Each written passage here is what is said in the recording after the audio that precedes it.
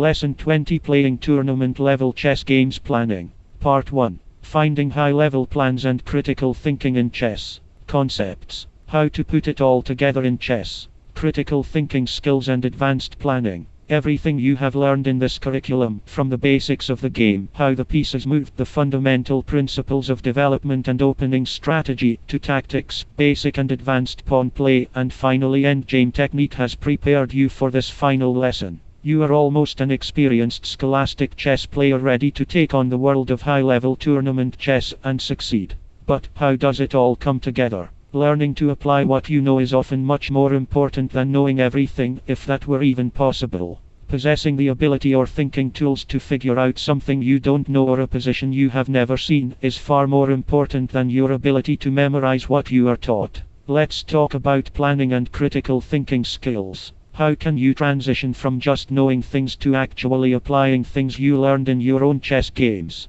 It isn't always easy, but let's try to simplify a few important concepts. Critical thinking, organizing your thoughts, and finding a plan. The opening. Follow the steps to opening success. Use this section as practical advice on how to apply all the X's and O's you have learned so far. You now know there are many things, perhaps too many, to think about even before your first moves. Below is a guide of our recommended steps to success for putting together what you know about the opening stage of a chess game. Don't just develop pieces, develop plans. How to. 1. Start out by always attacking the center. 2. As the pawn structure changes, different paths, diagonals, squares and files will become available to your pieces. Be willing to change and relocate. 3. As the structure becomes clear, develop a plan first and then develop your pieces accordingly. 4. It is a wrong thought to say, okay, I will just develop and get castled and then find a plan. Think about the plan from the beginning. Copyright, ChessKid.com, page 1 of 7. Lesson 20. Critical thinking, organizing your thoughts, and finding a plan. The middle game. In this complicated middle game, White developed a plan of 20 qg4 followed by h4 h5 for a kingside attack. Black couldn't stop this idea because the structure supports White's kingside attack. The middle game is the ultimate battlefield where you and your opponent's armies collide, often in heaps of forks, pins, skewers and other tactics. Knowing how to find and target positional weaknesses is also essential. No hope chess. Always play what's best. Hope chess is when you are playing for tactics or tricks that are based on your opponent missing your threat or not playing the best moves. How to. Attack in the direction of your pawns, or in the center if it is open. Look for big 3 opportunities. Can you check? Can you capture? Can you attack the queen? Find and target positional weaknesses first and foremost, as they are the enduring features in the game. Your opponent might find the best moves, but if you are attacking something that is positional and can't be undone, her best moves can't stop you. Critical thinking, organizing your thoughts, and finding a plan. The endgame. In this game, White played 1 kf3, protecting the g4 pawn so that he might advance the passed pawn. By recognizing that advantage, White was able to achieve a winning position because of the outside passed h-pawn. The game ended in a draw due to later mistakes by White. If an endgame is reached where one side has a significant material advantage, we will toss those games up to technique, because those positions should be winnable by keeping it simple. Lesson 16. Here we are going to talk more about the critical thinking process of a roughly equal endgame. Less pieces means less room for mistakes. How to. Unfortunately, many players play endgames like the opposite is true, meaning with less pieces, they move quickly and spend little effort. Don't do that. The correct approach to an endgame is to think of it as less room for error and make every decision like it could be your last. Take a moment to see what positional weaknesses have carried over from the middle game. Target the opponent's weaknesses and defend your own. Do you have any passed pawns? If yes, develop a plan of advancement. Do you have any pretending passed pawns? If yes, develop a plan to trade. Prevent your opponent from doing the same. Copyright, ChessKid.com, page 2 of 7. Lesson 20, Playing Tournament Level Chess Games Planning. Part 2.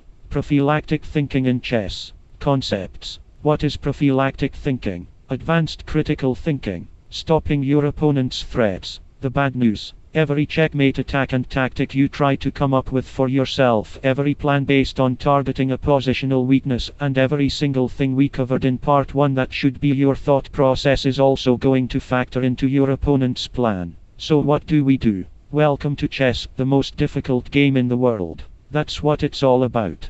Learning as much as you can, which you are doing by reading this curriculum, learning how to apply it, which is what we worked on in part 1, and now realizing that stopping your opponent from doing the same, while carrying out your own plans, is what makes chess so hard. Like most of the last few lessons, we are going to give the short and simple version of very deep and very advanced chess concepts, so don't get frustrated if it is a lot to take in. Instead, focus again on the fact that instilling these general concepts and critical thinking skills in your games is better earlier rather than later. The definition of prophylactic thinking in chess. No, Marshall did not miss it. If 2nx d5 bx d5 3qx d5 qg5 4qx g5 hx g5, the h4 knight is pinned. Prophylaxis or prophylactic thinking is the act of focusing not only on stopping your opponent's immediate threats or tactics, but on preventing their overall plans and goals from becoming reality. It is defined loosely as future defensive mindedness or thinking defensively about the future. As you improve, recognizing and stopping your opponent's immediate threats isn't too hard, yet even among the best players in the world, prophylactic thinking is a skill to be acquired and improved upon. It takes a lot of discipline to think about your opponent first, and put your plans second. Doesn't sound fun, does it? But it is ultimately the road to chess success. In this game, Frank Marshall just played 1-0-0-0 against world champion Emanuel Lasker. Did Marshall miss 2nx d5?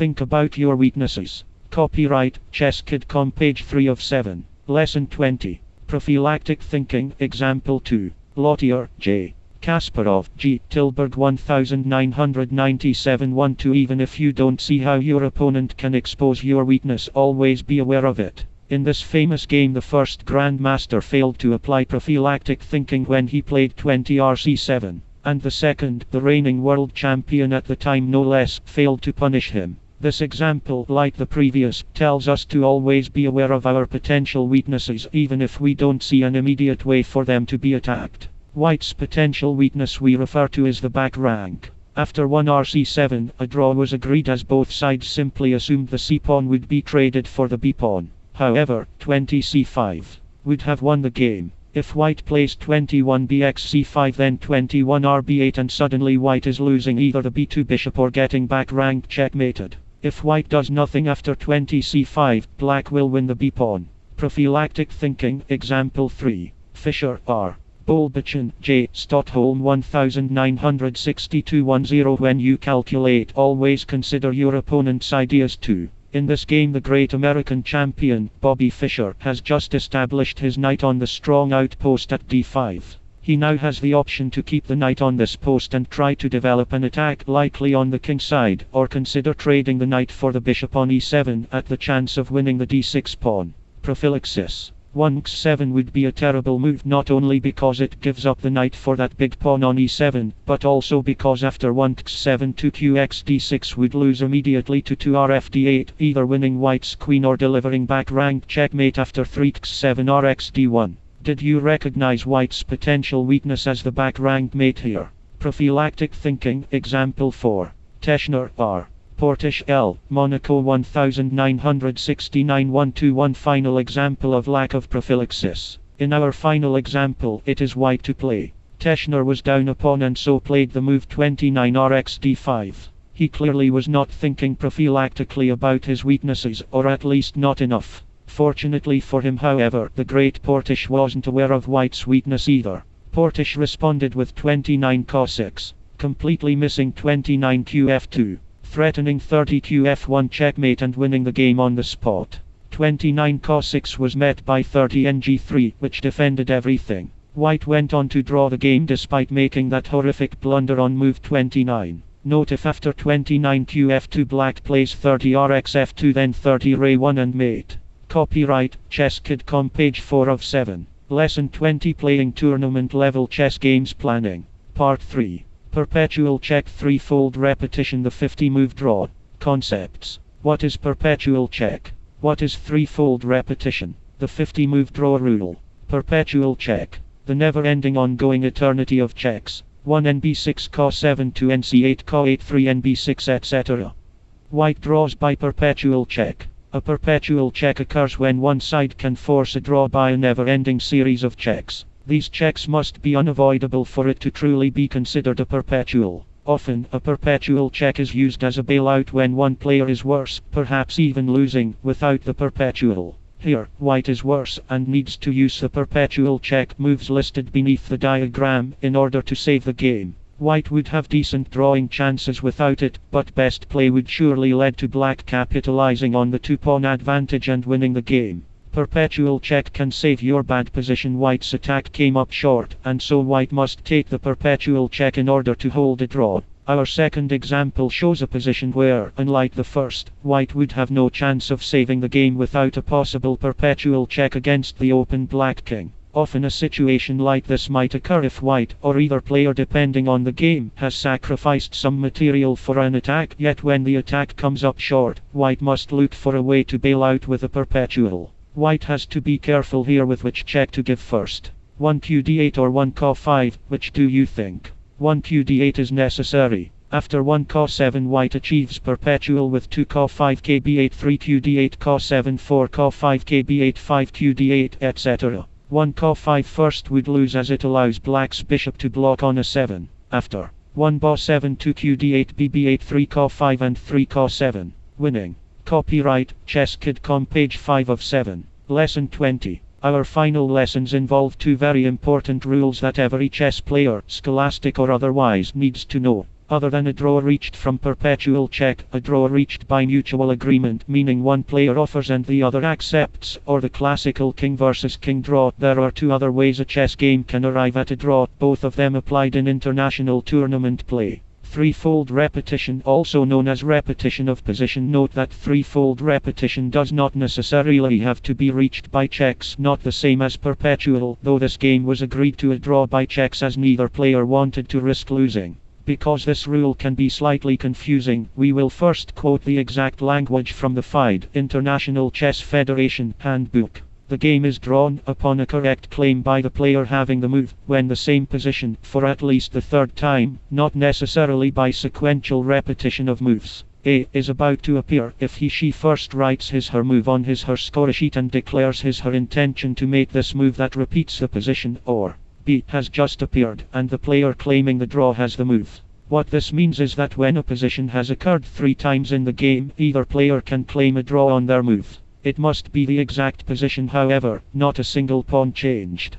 But it doesn't have to be repeated in 3 consecutive moves, which is what many believe. The 50-move draw rule, the enforced draw due to a lack of progress. One example of a dead drawn ending would be rook versus rook. The 50-move rule prevents this game from going forever. The 50-move draw rule was put in place to prevent players from playing forever in drawn positions. Basically, the rule prevents one side from trying to win solely on time or by causing his/her opponent fatigue, make them tired. The rule states that a draw can be claimed by either player if 50 moves have been made by each player, with no captures or pawn moves on either side. Making a capture and or moving a pawn are two things that suggest progress in chess, so if too much time goes by without either, the game is deemed, or can be claimed, a draw. 50 moves is considered more than enough time to checkmate the opponent in any of the basic checkmate patterns. Lesson 4, for example. This is why it is important to learn and memorize the basic checkmate patterns. Copyright, ChessKid.com page 6 of 7.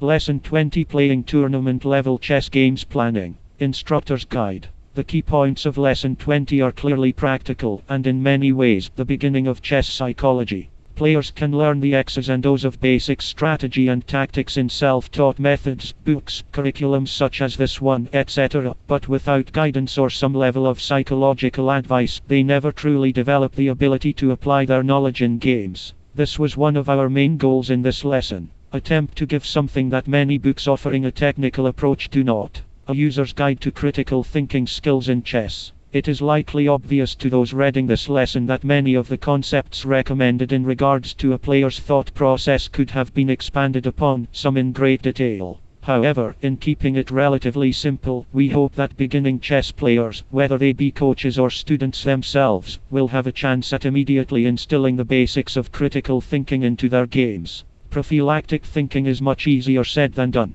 We did not provide worksheets on this as we intend for a coach to use the positions given within Part 2 in an open classroom question and answer format. The basics of why did my opponent go there were already discussed in Lesson 6, so going any deeper into prophylactic exercises would prove too abstract for children to follow at this level. The general thought process behind prophylaxis is key here. Practical notes and advice, Lesson 20. When teaching the practical pieces of advice offered in Lesson 20, try to refer back to different lessons. Example. In Lesson 6 we learned openings, right everyone? So this is what our thought process might be during the opening while we try to follow the basic rules of development, etc. In this way the abstract concepts of thinking attach themselves to something concrete that the students learned. Review the rules of Part 3 and make sure you fully understand the technicalities of each claim a player might make during a game before explaining them to your students. Otherwise, a first inaccurate impression of the rule might be a lasting one. Copyright, ChessKid.com, page 7 of 7.